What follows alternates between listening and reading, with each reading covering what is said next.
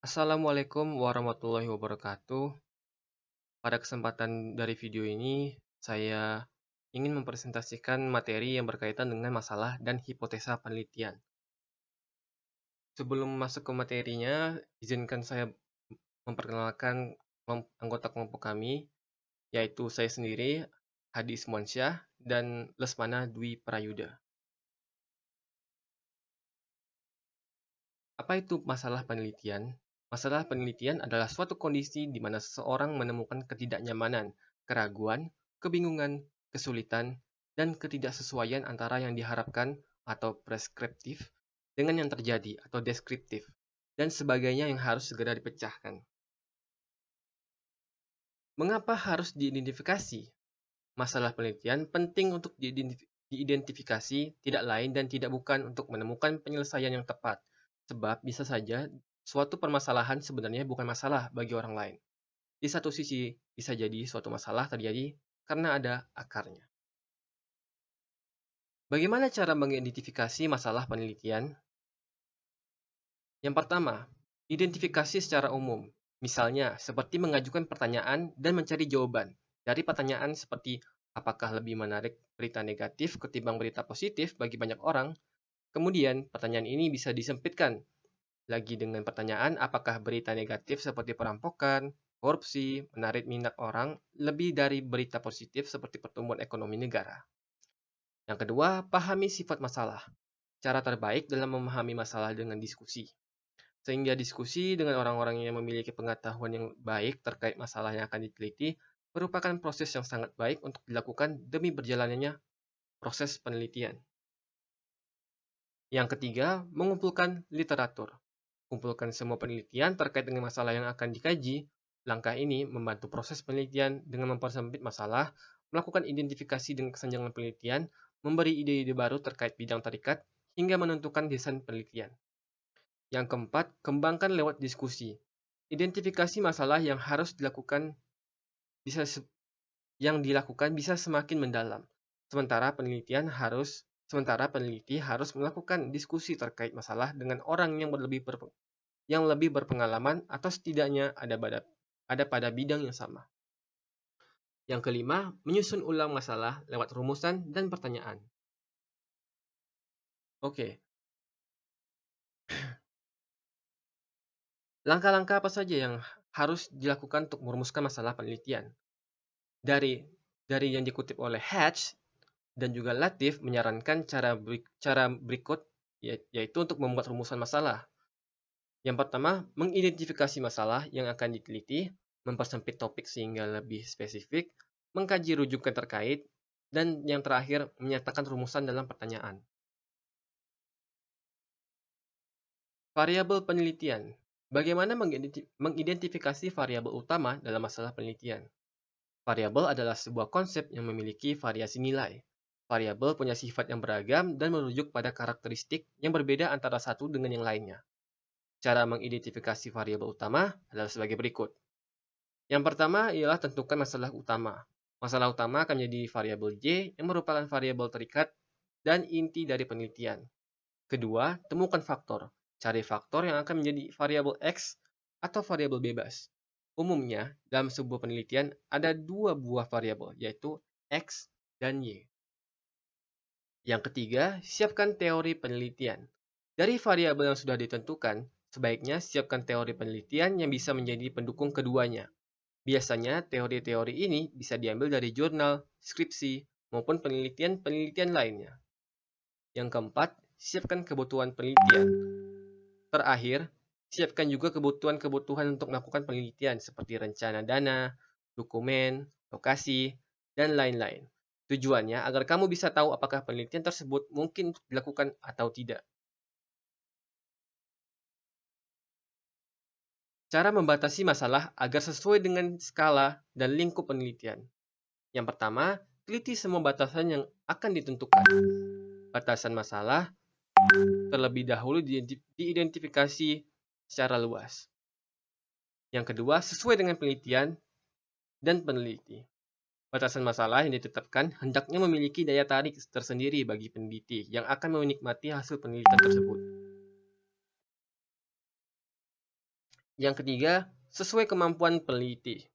Dalam penyusunan suatu batasan masalah, harus menyesuaikan dan juga berdasar dengan berbagai alasan yang tepat. Yang keempat, sesuai dengan fakta lapangan. Sesuaikan batasan masalah dengan data dan fakta yang diperoleh dari lapangan. Hal tersebut bisa menyebabkan penelitian yang sedang dikerjakan menjadi kurang informatif.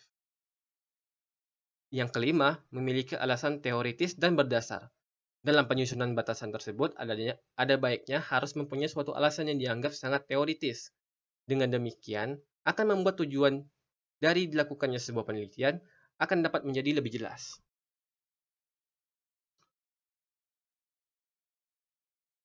Apa perbedaan hipotesis dan tujuan penelitian? Hipotesis adalah dugaan yang dinyatakan oleh peneliti, yang nantinya akan dibuktikan di dalam penelitian lewat teori-teori dan berlandaskan pada ilmu pengetahuan. Sedangkan tujuan penelitian adalah inti dari apa yang ingin ditemukan dalam penelitian.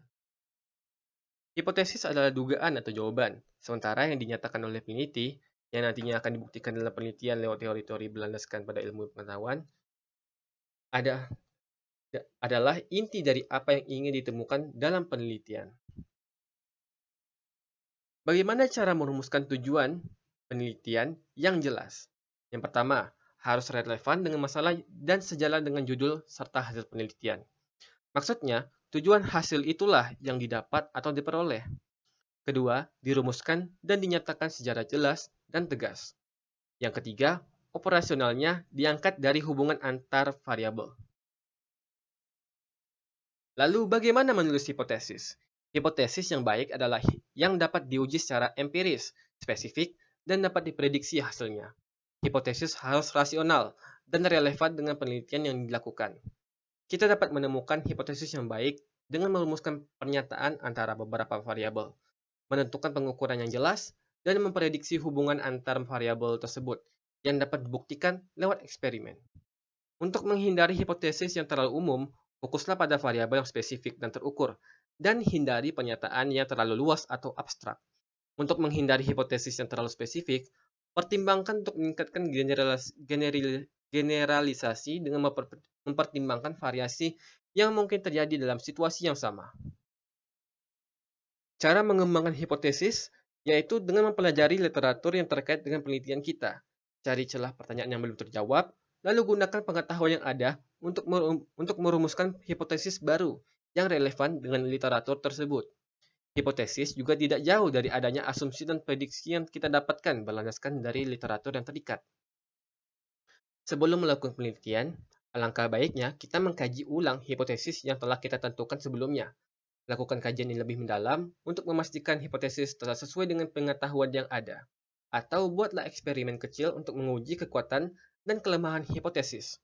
Revisilah hipotesis jika mendapatkan kekurangan atau hal yang kurang ditambahkan.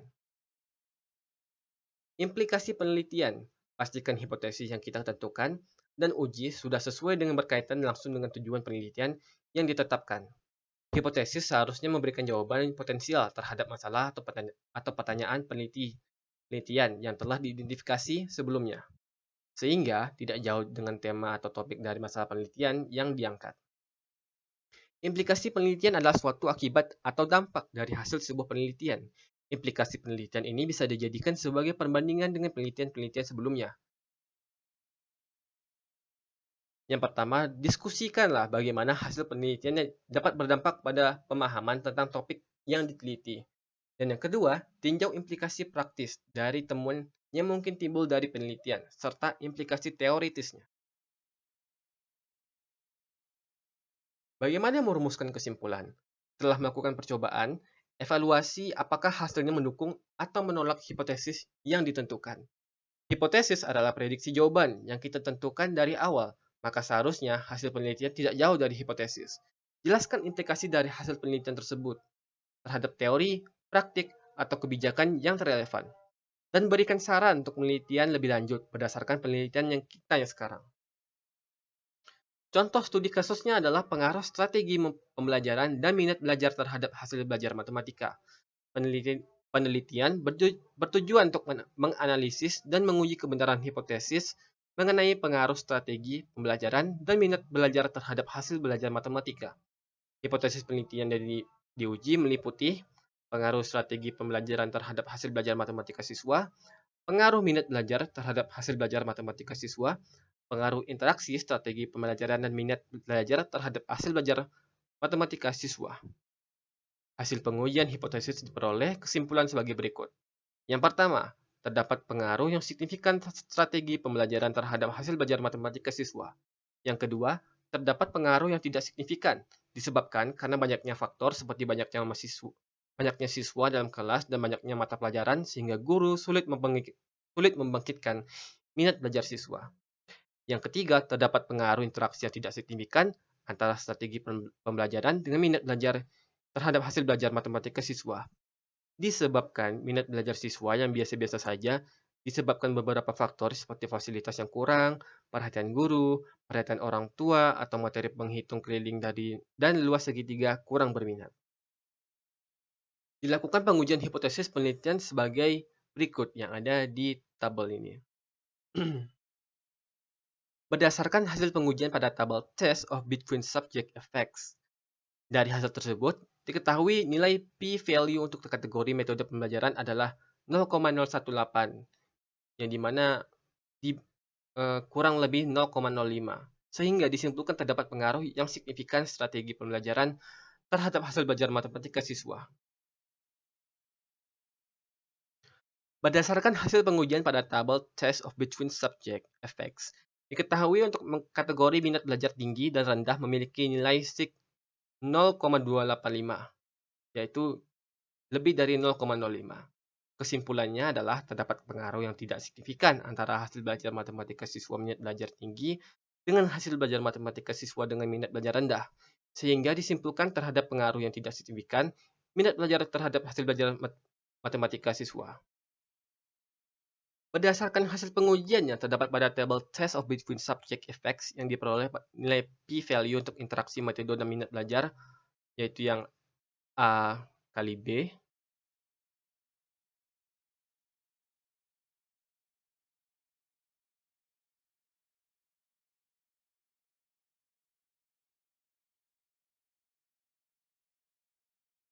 adalah 0,469, yaitu lebih besar 0,05.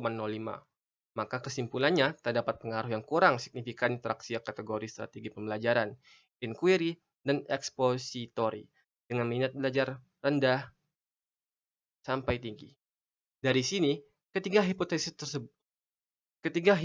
tersebut terbukti benar dan sesuai dengan prediksi, sehingga topik yang diteliti benar-benar mendapat jawabannya.